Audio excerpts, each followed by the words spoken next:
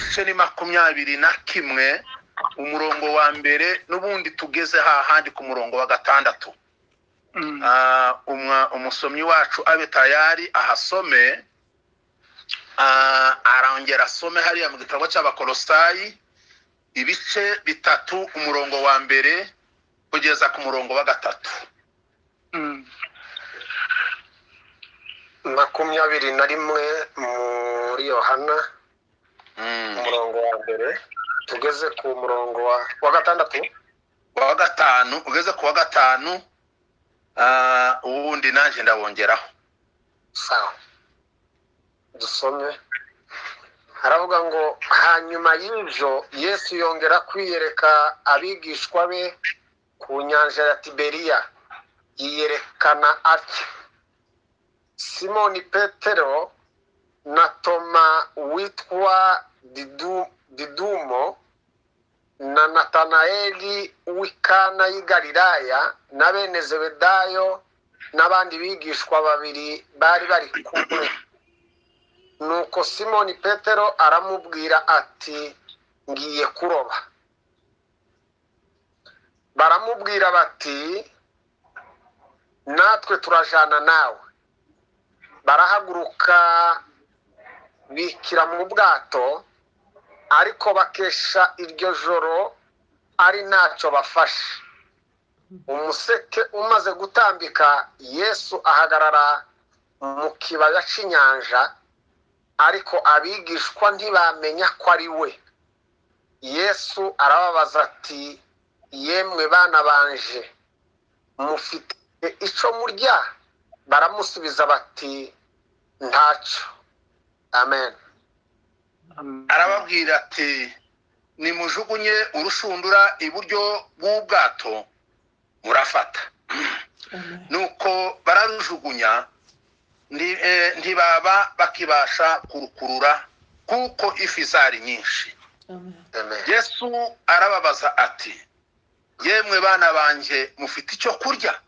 Baramusubiza bati, ntacyo. Arabasubiza ati, mujugunye urushundura iburyo bw'ubwato murafata. Nuko bararujugunya, ntibaba bakibasha kurukurura kuko ifi zari nyinshi. Asante sana. Genda ku Bakolosayi ibice 3 umurongo wa mbere. Abakolosayi ibice 3 umurongo wa mbere. Haravuga ngo hanyuma y'ibyo Yesu yongera kwiyereka abigishwa be. Wasubiye kwa Yohana. Abakolosayi. Oh, sorry. Abakolosayi. Abakolosayi ibice 3. Hera ku murongo wa mbere.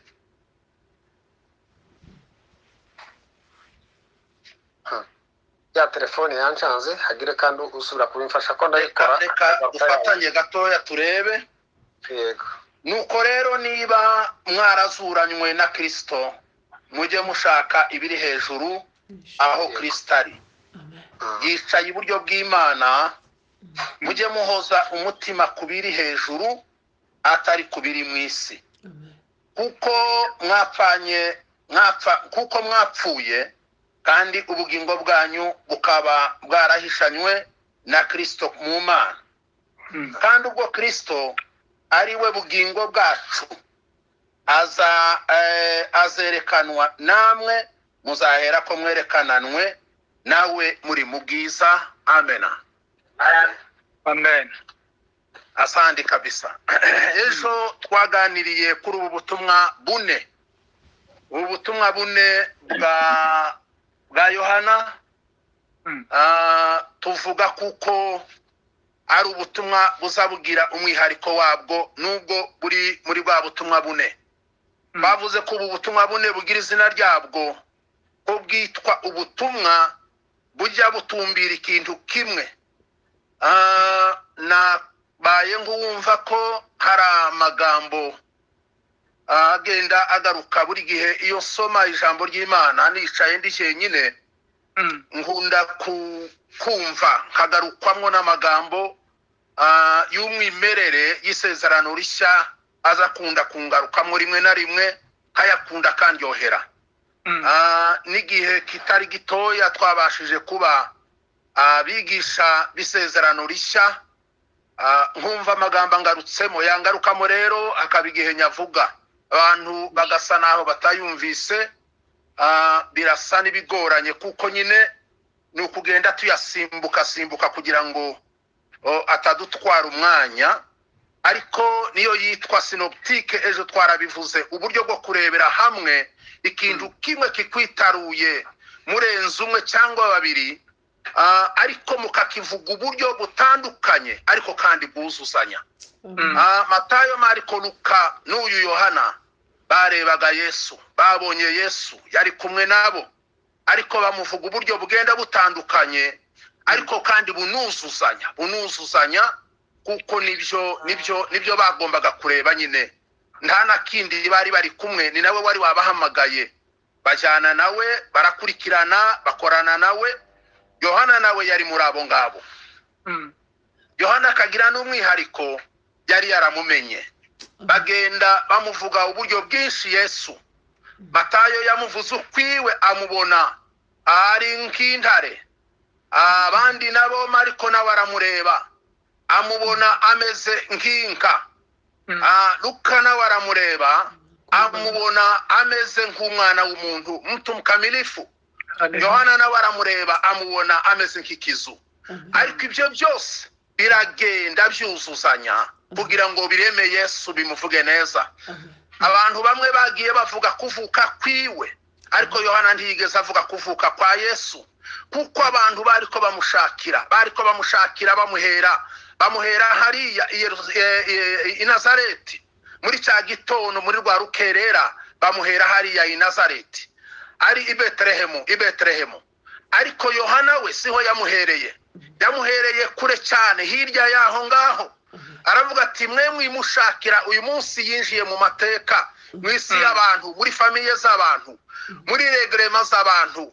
Ati yahozeho, uyu ni uwa kera, uyu ni ukomokwamo na byose. Aramuvuga. Bana twamuvuzeho ejo, tuvuga ku butumwa bwiwe bushingiye ku bintu birindwi byitwa taumasiya, bya bindi bya taumasiya na Semeyoni. Bya bintu birindwi ni ibitangaza Yesu Yohana yashingiyeho ubutumwa bwiwe.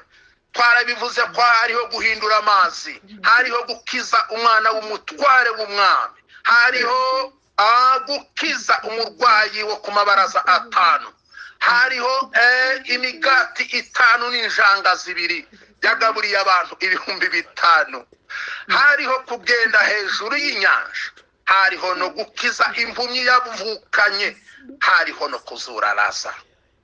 Yageze no ku rupfu ararangiza. Nicyo gituma Pawulo atubwiye ngo niba mwarapfa muzongera kubaho.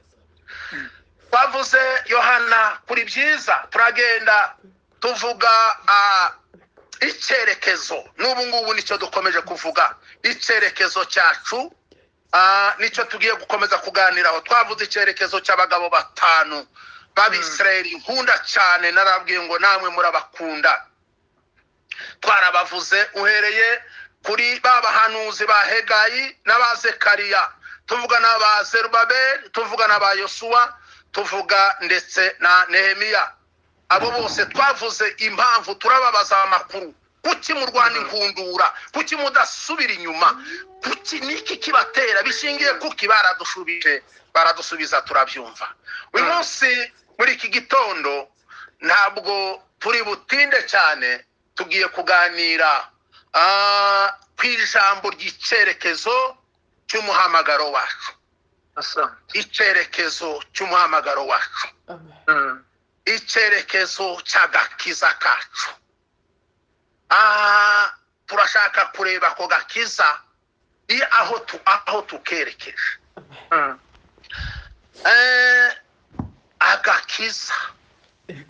Agakiza umuhamagaro, twarahamagawe. Aka gakiza ntabwo ari ikintu gipfa kuza gusa kikitura ukaryama mu gitondo bugacyo uvuga ngo ndakishijwe. Oya, aka gakiza sako twabonye twahuye inka ngo nitugaruka tuvuge ngo turakabonye. Aka gakiza gaturuka kure, gafite isoko, gafite aho kava. Agakiza ni ikintu gikomeye, katurutse ahantu hakomeye mw'abantu mwe. Niko gatumye tubyukira, niko gatumye dushikiza. Byanze abantu bararemerewe ibitotsi mu maso. Barabizi namwe umuntu iyo yiri wakora abakeneye kuruhuka, ariko byanze agakiza kawe gatumye ushikiza. Uricaye kurareba, urategereje ngo wumve. Agakiza gatumye twanga gusinzira, biranze byari biryoshye bimeze neza, ariko byanze agakiza gatuma duca muri byinshi tukihanganira byinshi. Impamvu kagira uko kadukora nuko gafite isoko aho katurutse.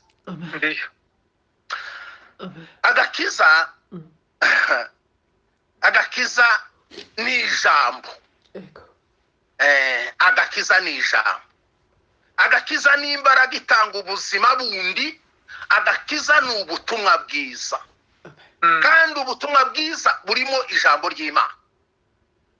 Ibyo tuvuga ibyo ni imbaraga y'Imana yifitemo ubushobozi bwo kubyara cyangwa kurema ubuzima bushya buhindurira umuntu, kumuha icyerekezo kizima. Aka niko gakiza.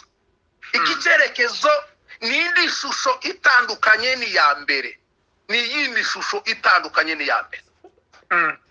Iyo tuvuga gakiza tuba dushaka kureba ninde wakazanye, yakatuzaniye ate, byari bimeze bite. Agakiza karakomeye cyane, gafite amakuru yako, gafite aho kadukuye. Umuririmbyi w'indirimbo ya 177 yabanagiraga amajwi meza kayabene data mana yanjye. Abantu b'abasaza ngo nibaze baririmba neza, bakiri nk'abatoya bitunanire, ariko ni impano Imana yatanze. Hajya havuga ngo turavuze ngo ni amakuru agira aho aturuka, ni amakuru afite isoko. Muririmbyi umwe yaravuze ngo nipe habari za Yesu, nipe habari ya Yesu uiandike rohoni, uniimbie zaburi ya kumsifu Mwokozi. Kweli kabisa, ayo makuru ni meza. Ayo makuru uyambwire, wayakuye hehe? Ese ko wabaye uwundi tutamenye? Ibyo uhuye nabyo wabikuye hehe? Ibyo wamenye wabikuye hehe? Ibyagukuye mu byo wari usanzwemo wabikuye hehe? Igisubizo ko kiravuga ngo nipe habari za Yesu uiandike rohoni. Nanjye ubimbwire, mbwira ayo makuru wamenye. Sasa uniimbie zaburi ya kumsifu Mwokozi. Ni sifa zilizotangazwa na malaika zamani. Mungu wa juu atukuzwe, na iwe amani duniani. Oh, haleluya. Yana makuru meza, na hani wagakiza kacu gaturuka. Ndashima kiriya gitero cya kabiri cyangwa se kindi cya gatatu kiza kivuga ngo nipe habari ya Yesu ngo ya msalaba na kufa. Kaja kaburi mwambani alipolazwa Mwokozi. Ahangaha harakomeye, taja kaburi mwambani. Muririmbyi mu ndirimbo z'ikinyarwanda yabivuze neza cyane. Aradubwira ngo mbwira amagambo ya Yesu, kandi ngo umbwire n'imibabaro yiwe. Amagambo meza cyane. Umbwira amagambo ya Yesu, kandi umbwire n'ibyo yankoreye. Undirimbire n'indirimbo ngwiruta izindi zose. Umbwire n'indirimbo iruta izindi zose. Umushumba wo mu bijombo akunda kutubwira indirimbo y'inyamibwa, indirimbo iruta izindi zose. Nta yindi n'uyu Kristo, n'uyu Yesu, n'uyu nguyu niwe dukomoramwo agakiza. Icyerekezo cyacu gikomokaho, icyerekezo cy'umuhamagaro wacu niyo soko yacyo. rero uwabyawe n'ayo magambo turavuze ngo ibyo ngibyo ngo ni imbaraga ihesha umuntu guhindurirwa ubuzima bushya agahabwa icyerekezo kizima, kandi iki cyerekezo ni iyindi shusho itandukanye n'iya mbere. Umuntu wabyawe n'iryo jambo, umuntu wabyawe na Yesu ararya agakura. Niyo mpamvu Pawulo yavuze ngo nkiri umwana mutoya ngo navugaga nk'umwana muto, kandi ngo natekerezaga nk'umwana mutoya, kandi ngo nkibwira nk'umwana mutoya. Icyo gihe ngo ariko maze gukura naciye akarongo kari ku magambo akurikira ngo mva maze gukira mva mu by'ubwana mfata ikindi cyerekezo, ndakura ndahindukira. Bene data Salomo akunda kuvuga amagambo y'intambwe zo gukura. Ndamukunze, Imana imuha umugisha, ihumuriza n'umutima we n'umuryango. Arakunda kuvuga ibintu byo gukura, gutera intambwe zo gukura, kandi akazishyira mu bikorwa byiza, akabyerekana ibikorwa n'imbuto biza bibyara. Petero aramwunganira aravuga ati reka nanjye nkubwire, yaravuze ngo mumere nk'impinja zivutse vuba, mwifuza amata y'umwuka adafunguye, kugira ngo abakuze abahereze ikindi cyerekezo. Asante sana, bahereze ikindi cyerekezo cy'agakiza. Abakorindo ba mbere 13 ngira ngo nuriya murongo w'11 na Petero wa kabiri iriya bice 2 n'umurongo wa 2. Agakiza rero gafite inkomoko, nicyo gituma katabasha no gushira, kazarangira. Agakiza iby'agakiza no gukomeza gukizwa hari umunsi umwe gusa bizarangira. Wa munsi tuzaba tugeze hahandi aho twavuze ejo ngo kifiko ni mbinguni, ishikiro ni mw'ijuru. Niwo munsi tuzaba twicaye tugeze mu mwuzuro. Pawulo yaravuze ngo nzahamureba ukwari, ngo ubwo ibidashyitse bizaba byakuweho, tukaba turi imbere y'ibishyitse dusohoye neza aho ngaho, ibindi byose bizahagarara, nzamureba. Hariho muri ibyo bavuze ngo nzanyurwa no kureba mu nyonga hiwe. Asandi sana, aho ngaho niho umuhamagaro wacu uzaba wuzuriye. Agakiza rero uretse abantu babiri gusa bonyine, abantu babiri bonyine ba mbere baremwe n'Imana nibo batabashe kwigishwa ngo bakizwe, nibo batakishijwe. Bibiliya niko igitubwira. Uretse abantu babiri bonyine ba mbere baremwe n'Imana ariwe Adamu na Eva, nibo batagombye kwigishwa no kubwirizwa ngo bemere Imana, ngo nibahindukire, kuko abo ngabo bo ubwabo bari produit direct, le produit original, byari biremwa by'umwimerere by'Imana, kuko bari basohotse mu bitekerezo no mu biganza by'umukiza, mu biganza by'Imana umuremyi wabo wenyine ubwabo. Abo ngabo nta kuntu ntibari bakenewe kwigishwa, ntabwo bari kwihanishwa, kuko bari abantu basohotse mu biganza by'Imana. Umwe mu banditsi b'ibitabo by'ubutumwa bwiza biriya twavuze byitwa synoptique, iyo umubajije udusanga koko Adamu atarakwiriye guhabwa ubutumwa, kuko directement we yaravuye ku Mana. Iyo umubajije arabikubwira neza, arabikubwira kandi akagenda abisobanura neza. Urasanga avuga ngo uyu nguyu ni produit nanje ndabizi ko yasohotseyo, akavuga ngo mwene Metusela wa Henoki, Henoki wa Yeredi wa Mahalaleli, Mahalaleli wa Kenani, wa Enoshi, wa Seti, wa Adamu w'Imana. Kwere kabisa. Adamu iproduit y'Imana itaravuye ku bantu, yavuye ku Mana.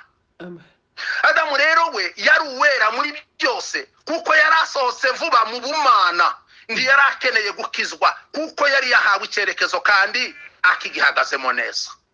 Yamaze gusohoka mu cyerekezo, Imana imuhereza icyerekezo, agihagararamo. Imana iranishima, ziraganira, ziravuga ngo nuko tubonye umuntu umeze nkatwe, tubonye usa natwe, ni mwiza nkatwe. Baca n'inzira baramupangisha, baca n'inzira yo kuza bamusura, bati wibera aha, unezererwe ibyo twaguteguriye. Arishima abaho ngaho. nyamara kubera ko umuremyi wiwe yari yamuremanye fakirite zose nziza kandi nzima kugira ngo zijye zimufasha gukomeza icyerekezo yahawe n'Imana ye. Maskini Adamu yakoresheje nabi ya mafakirite ye, yakoresheje nabi bwa bushobozi Imana yari yamuhaye, yakoresheje nabi ubutware Imana yari yamuhaye, akoresha nabi fakirite ya volonté na fakirite ya decision. Ibyo byombi ubushake n'amahitamo bye arabitakaza, abitakaza nabi, kandi muri uko kubitakaza maramoya abatakaje n'icyerekezo cye, yisanga mu kajagari k'ibindi bitekerezo. Nicyo cyatumye yibaza n'ibibazo byinshi, aravuga ngo mbaye nte, bitewe n'iki, aha ni hehe turi, duhunge. Ibyo byose byari ko bimuzamwo, yamaze gukoresha nabi ubushake bwe, yamaze gukoresha nabi amahitamo yiwe, yamaze gukoresha nabi ubutware yari afite n'Imana bwiza. Amaze kubikoresha rero abatakaje icyerekezo, nibwo yatangiye gukurikiza ibidakwiriye, atangira kwibaza byinshi byatumye agira n'umushagararo, amasusi abaramwuzuye. Wakomotse kuri Adamu wa mbere hariho ingaruka zagiye zikurikira muri uko gutakaza icyerekezo. Umuntu wa mbere watakaje icyerekezo cyiwe muri Adamu n'imfura yiwe. Amaze kuba umuntu muzima akora umurimo we, aho kuwutunganya neza atakaza icyerekezo nawe.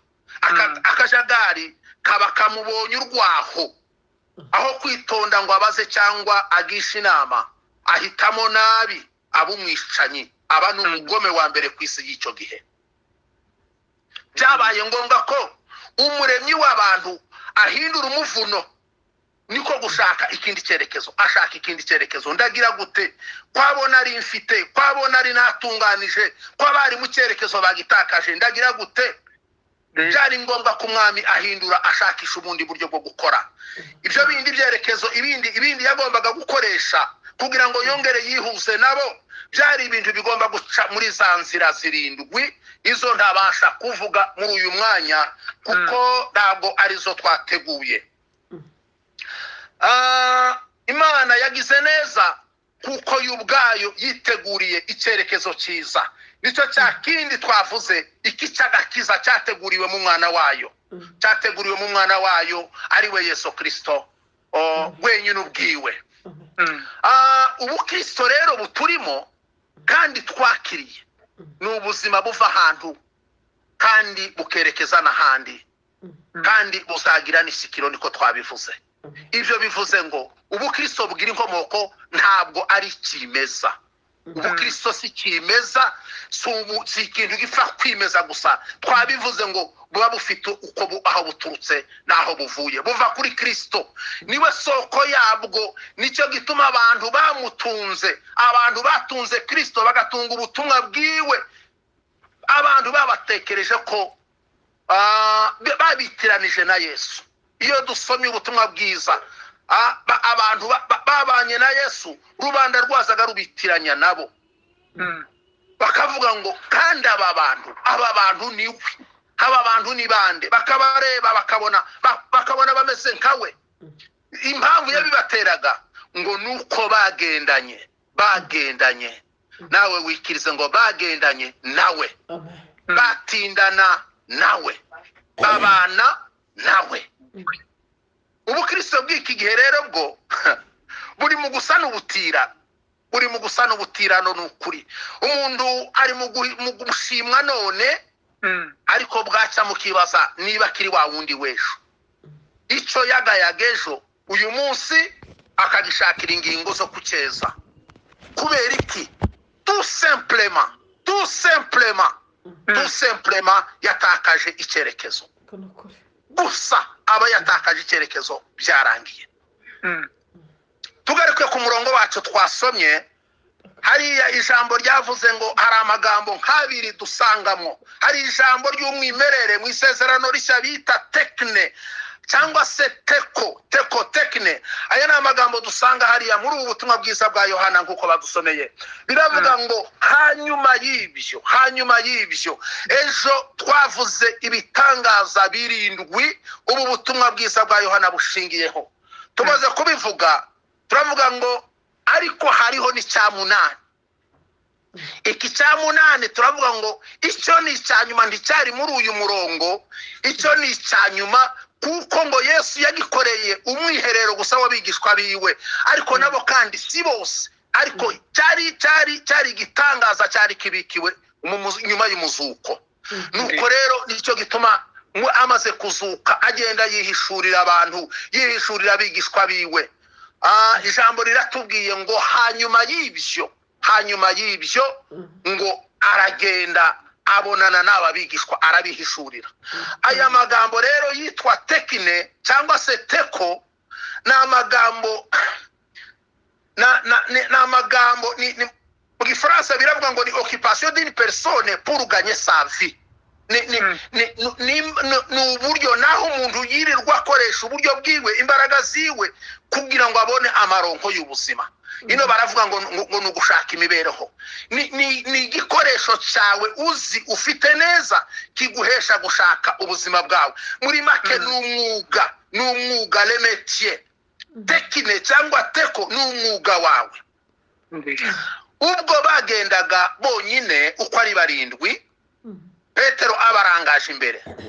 Bumvaga nta bundi bufasha bari bubuze gukenera, kuko biringiraga métier yabo, biringiraga ubushobozi bwabo, biringiraga umwuga wabo.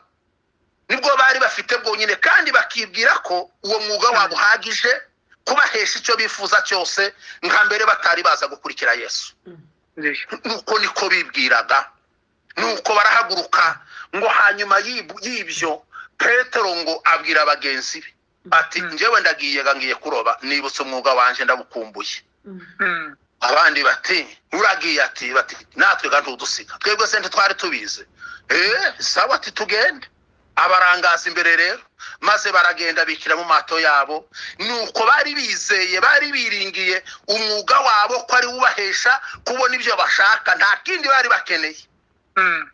Ngo baragenda, ariko nubwo bagiye Yesu yari yabanje kubihishurira mbere. Ubwo yamaraga kuzuka yabwiye abantu bari bahageze mbere babagore, ababwira ati nimusubire mujye kubwira abandi bigishwa bagenzi banyu ngo kandi mubwire na Petero na. Baraza nyine Yesu arabihishurira muri bwa buryo bwiwe yari yarabasezeranje atarapfa. Noneho rero ngo amare kugenda, Petero yicaye ahantu n'abangaba ngo arababwira ati ngiye kuroba. Yesu ntiyari ahari, yari ahandi hantu kure.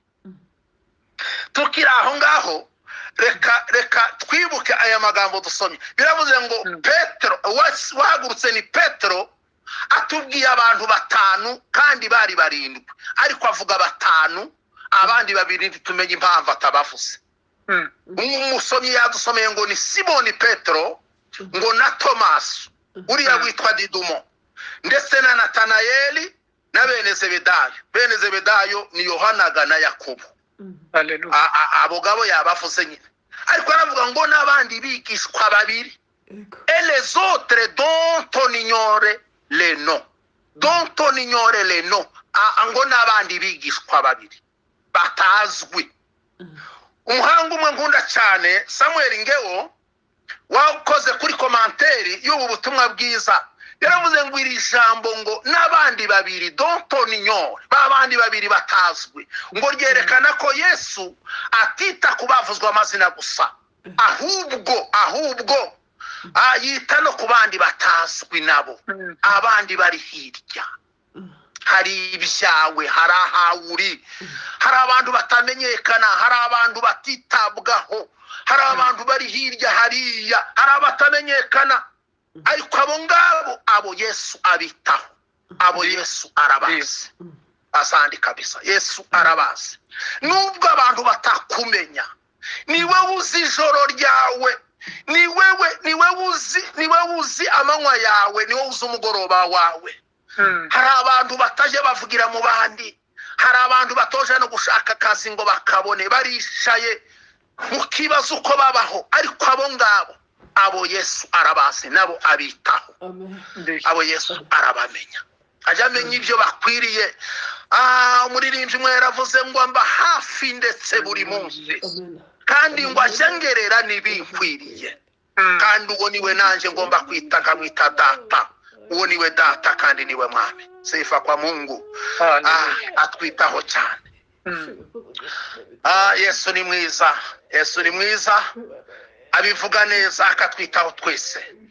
Nubwo yari kuri distance nini, nabo bagiye kuroba, ngo birirwa baroba, bararoba ijoro ryo nako barara baroba ijoro. Urabona bagiye kumugoroba, ngo bararoba, kandi ni mu nyanja y'iwabo y'Igalilaya, ngo bari banahamenyereye, n'amato bari bayazi. Bararoba, umusekura atambika, buraca nta kintu na kimwe babonye, ariko ishyano riragwira. Batari ko duhuye n'ibitangaza, peri irakeye nta kintu dufashe. Abahanga bari aho ngaho, nuko babona baratashe nyine, bati dutahe ndakundiga, iminsi yose ntihuye.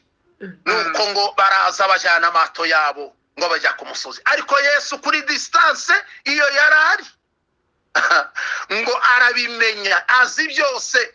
Mu cyigisho cyo twaherukaga twaravuze ngo Yesu aratuzi kandi ngo azi byose.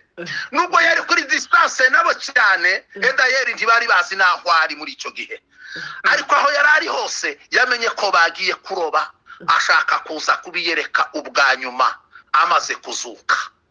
Yohana uyu nguyu yamuvuzeho amateofani, yamuvuzeho kwihishura gutanu wenyine ubwiwe Yesu amaze kuzuka.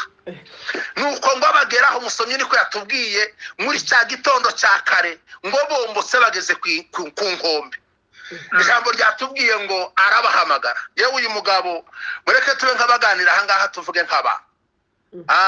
Ariko byantangaje nganira n'aya magambo.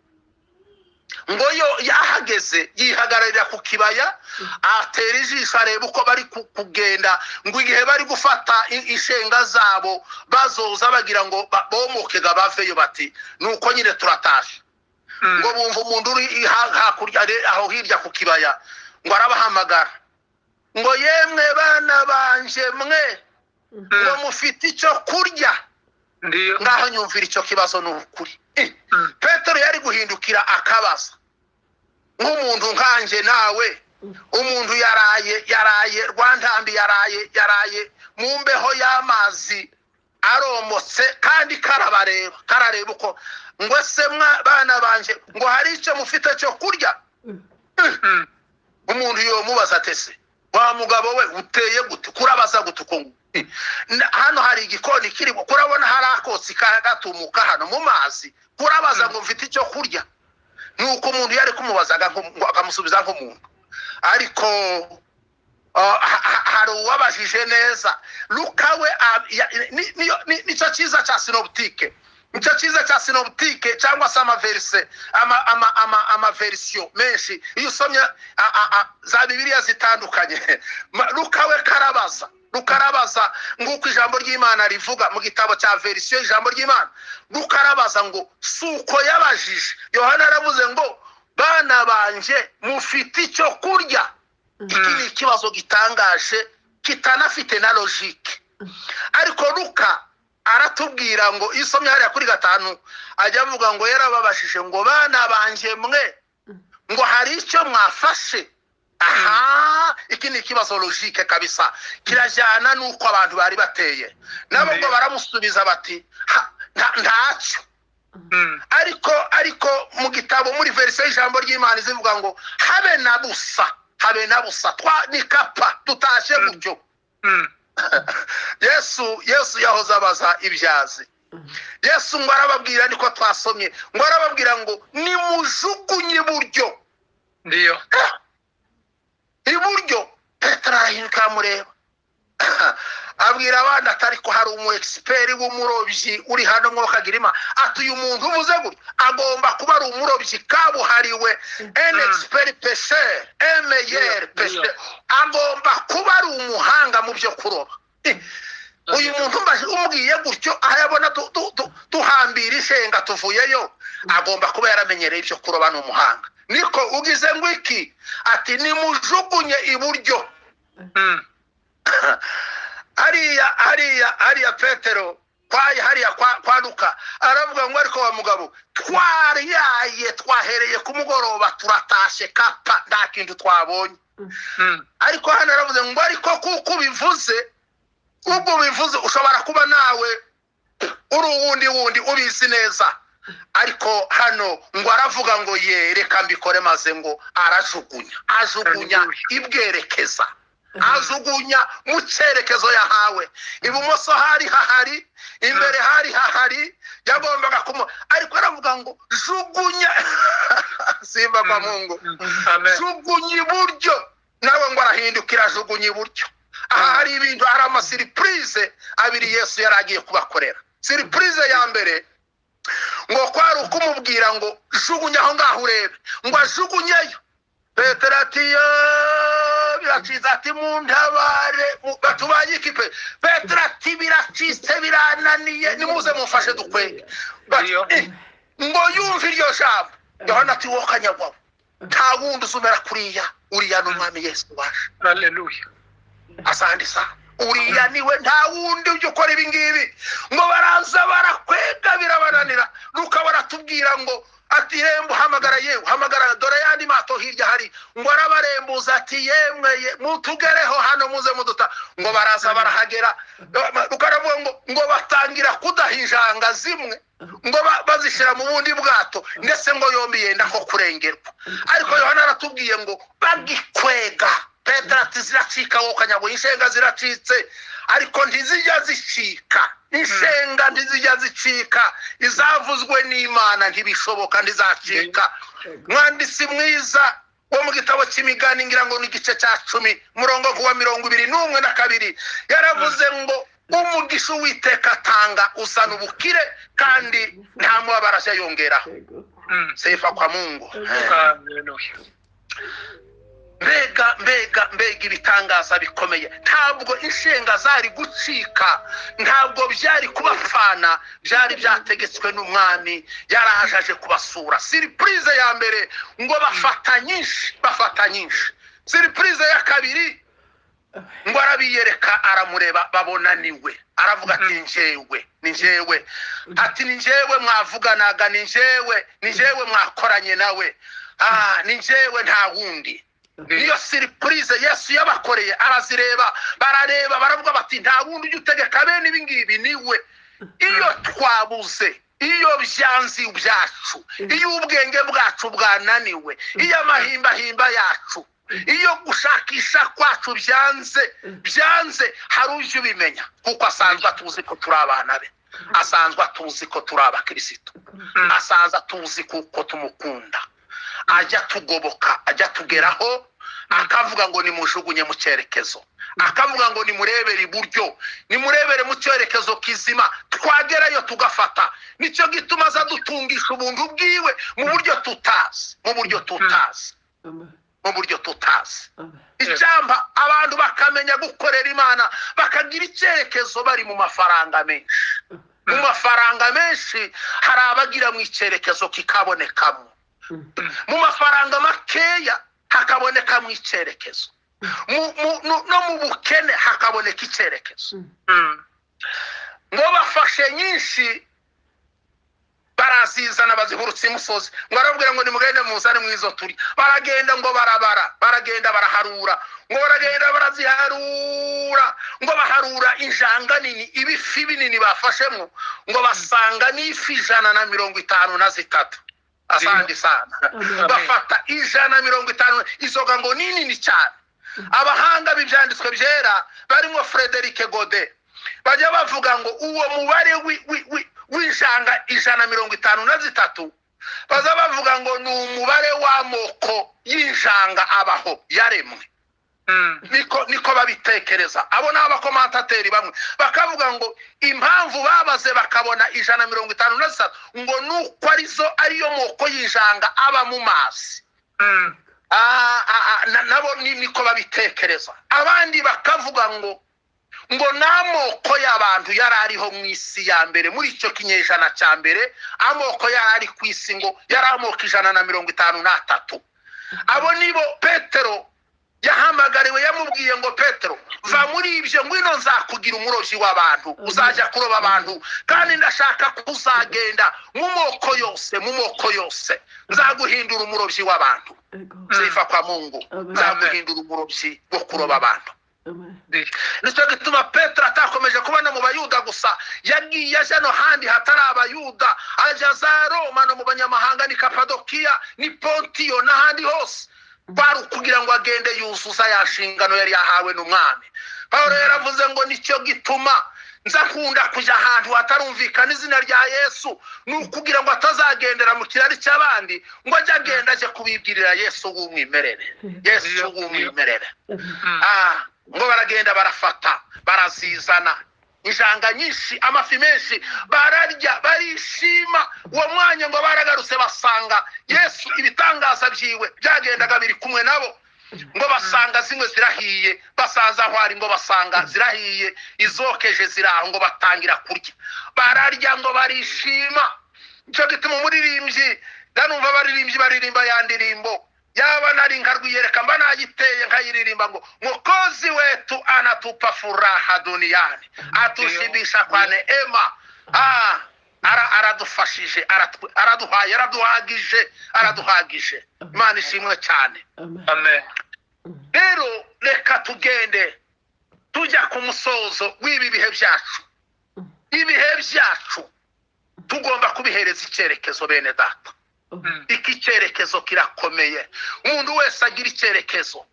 Abantu bahamagariwe kugira icyerekezo, kandi iki cyerekezo ni ikitujyana mu ijuru. Icyerekezo cyacu kiratuyoboye, ko kiratwerekeza hariya.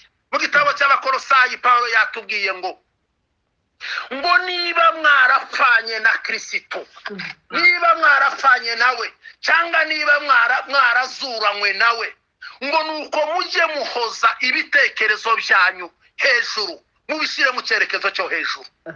Iri jambo ngo niba ntabwo rigaragaza dute, ntabwo rigaragaza gushidikanya. Niba oya, Pawulo ntabwo yavugaga ibyo gushidikanya, ahubwo ni nko kuvuga ngo nuko rero kuko mwafanye cyangwa mwazuranywe na Kristo, ngo mujye mushaka, mujye mugira ibyerekezo byanyu mubyerekeze kuri Kristo, aho ari mu ijuru iburyo bw'Imana. Hariho ubuzima twabamo, hariho ubuzima twavukiyemo, twabayemo. Ubu buzima bwarahindutse, bwarapfuye, kandi nta muntu utabigira. Mu babyawe na Adamu, mu babyawe n'abantu bose, hari ubuzima tuvukiramo tukabamwo. Ariko iyo duhamagawe, tugahamagarwa na Kristo mu butumwa bwiza, tukabona Kristo tukamwakira, hari ibipfa bifira kugira ngo hazuka ibindi bifite ikindi cyerekezo. Ibya mbere bipfira kugira ngo ibya kabiri bihabwe icyerekezo gitandukanye n'icya mbere. Ubwo rero ubuzima bwa mbere bwapfuye, mugafana na Kristo, mugahambanwa nawe, tugapfana nawe, tugahambanwa nawe, noneho tukazuka, tuzukana ikindi cyerekezo ngo kiri hejuru aho Kristo ari. Kandi ngo nuko rero, niko yatubwiye ngo nuko rero, ngo niba ubugingo bwacu bwarahishanywe na Kristo iyo hejuru mu Mana, ubwo Yesu azagaruka, ngo muzahera ko namwe mwerekananywe nawe muri bwa bwiza. Asandi sana tuzaba turi kumwe na Yesu, turi muri bwa bwiza bw'icyerekezo, icyerekezo kizima. Icyerekezo ni kizima, abamaze kukibona bagifasha, bakiriye Yesu, abakiriye ubu butumwa, abataramyi beza, abakiriye, abariye, abakuze, bafite icyerekezo, bari mu nzira ko baragenda, bafite iyo bagana. Hari umuririmbyi nkunda, banaririmbye indirimbo yiwe 123, hazavuga ngo tugiye iwacu mu ijuru, ngo nimuze namwe tujyane tujyeyo. Ariko 182 hari ibibazo yagiye abaza, aravuga ngo muri iyo nzira yahuye n'umugenzi, muri iyo nzira iruhije, mbese muragana hehe? arasubizwa ngo turagana mu gihugu Imana yatunganije. Turagana turi mu cyerekezo kigana mu gihugu Imana yatunganije. Naho niho twerekeje ngo mbese muri icyo gihugu mugenda inzira yanyu banyuza hehe? Inzira yacu yatunyuza ku misozi, naho niho duca tujibwa. Icyerekezo cyacu kitunyuza aho ngaho. Inzira yawe hari aho ikunyuza mu buzima bugoye, irakunyuza mu nzira y'ubukene. Icyerekezo cyawe mu gakiza wakiriye Yesu uramufite, ushobora kuba uri no mu buzima bugoye bwa gikene. Inzira yawe naho niho ica. Icyerekezo cyawe kunyuza muri ubwo bukene, kandi ugakomeza ukagenda ukagira n'ibisubizo ubwira abantu. Ese wowe ko byagenze gutya? Uti niyi niyo nzira yanjye, ndakomeje mwana. Icyerekezo kikakunyuza mu bupfubyi no mu bupfakazi, niho inzira yawe ugana ibwami. Yewe nuko niko wabaye, ujye ubimenya, ntukajya wiganyira. Inzira yawe naho niho hari aho wanyuze ugenda wuzuye, wambawe birakunda. Icyo gihe wagera ahandi hantu, inzira ikakunyuza ahandi, ikakunyuza mu bupfakazi, ikakunyuza mu bupfubyi, ikakunyuza mu bukene, ikakunyuza ahantu wakomeye, ikakunyuza no mu bukire ugakira, ukaba ufite ibya mirenge ariko ugasa n'udafite. Inzira yawe ikakunyuza aho mu bukire, hakaboneka icyerekezo kijya mu bwami. Nta kundi wabigenza, ugomba guca aho ngaho. Abatabizi baza bavuga ngo ese aho ngaho ntibibagoye? Ese mugenda uko muri, nta kindi muba mufite? Agasubiza ngo tuba turi kumwe n'umwami, tugendana n'umwami, umwuka wera akatujya imbere, Yesu nawe aduherekeje, turi kumwe nawe, ntituba turi twenyine. Imana ishimwe. Mu nzira y'icyerekezo cyacu ntabwo turi twenyine, tugendana n'umwami, turi kumwe n'umwami, niwe udushoboza muri byose. Igihe kigoye tukigezemo, igihe kigoye tukirimo, turi mu bihe bituruhije bitugoye cyane. Ese turacyahagaze mu cyerekezo kizima? Turacyahagaze muri wa muhamagaro wa muhamagaro waratugoye.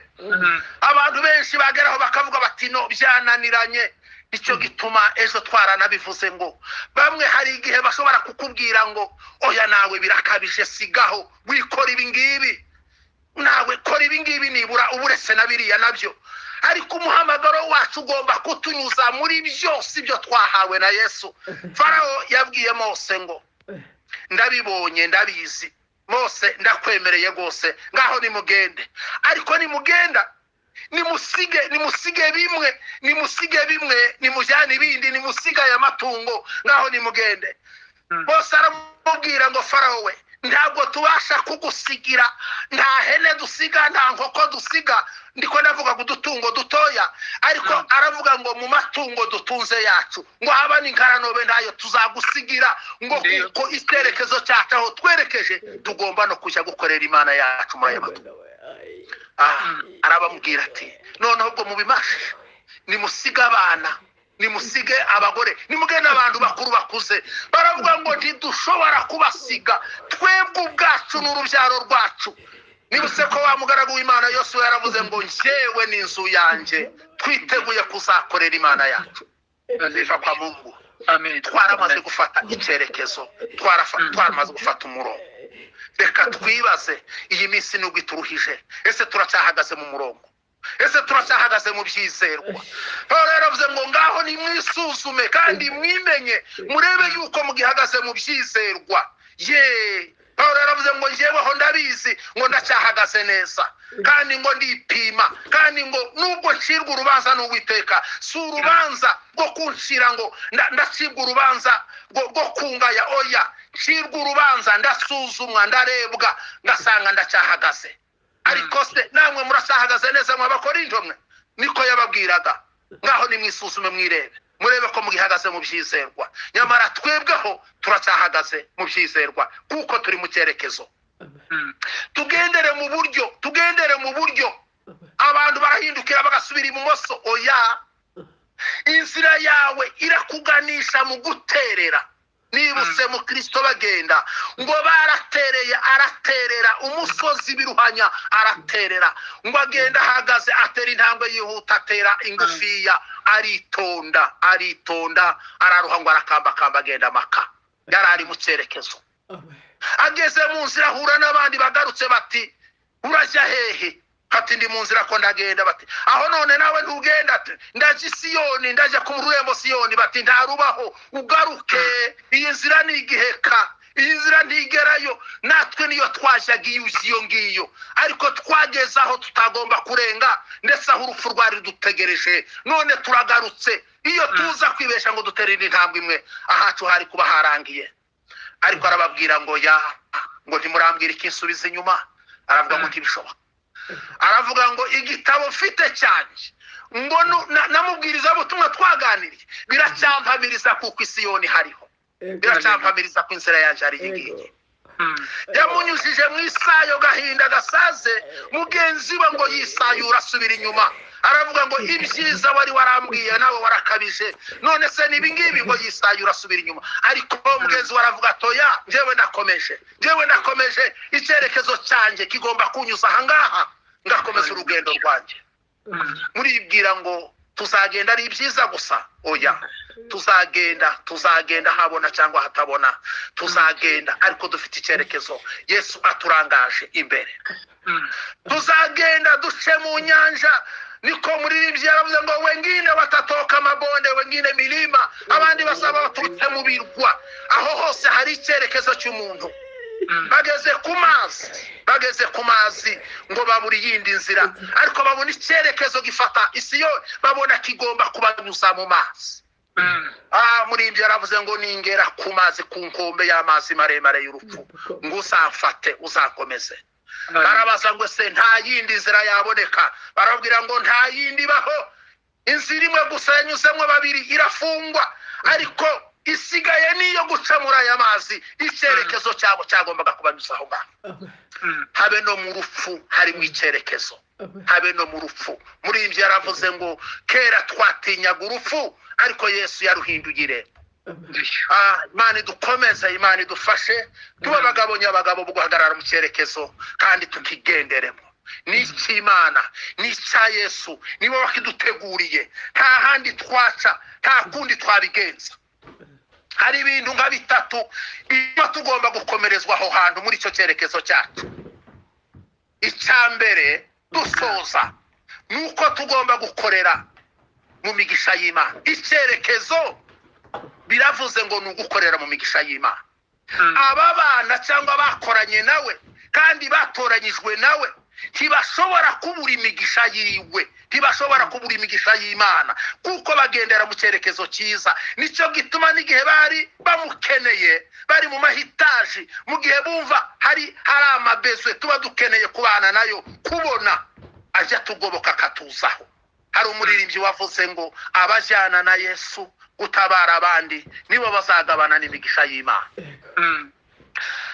hari impamvu ya kabiri igomba gutuma dukorera mu cyerekezo ni ukubaha Imana kumvira Imana gukorera mu cyerekezo ni ukubaha Imana gukorera mu cyerekezo twahawe na Yesu niko kumwumvira nicyo gituma Dawidi yavuze ngo umpaye umwandu uhabwa abubaha izina ryawe Mana umpaye umwandu uyu mwandu muri Bibiliya ijambo ry'Imana ry'iki gihe hajya havuga ngo wampaye 8 wagenewe abubaha izina ryawe wampaye 8 abari mu cyerekezo Imana yarabagabiye yangabiye 8 mu Gifaransa biravuga ngo tu me donnes l'héritage de ceux qui craignent ton nom biravuga ngo wampaye umugabane ndagabanye ntawe umugabane ntawe 8 wa wundi w'abantu bubaha Imana sandi bene data tugendere mu cyerekezo cyo kubaha Imana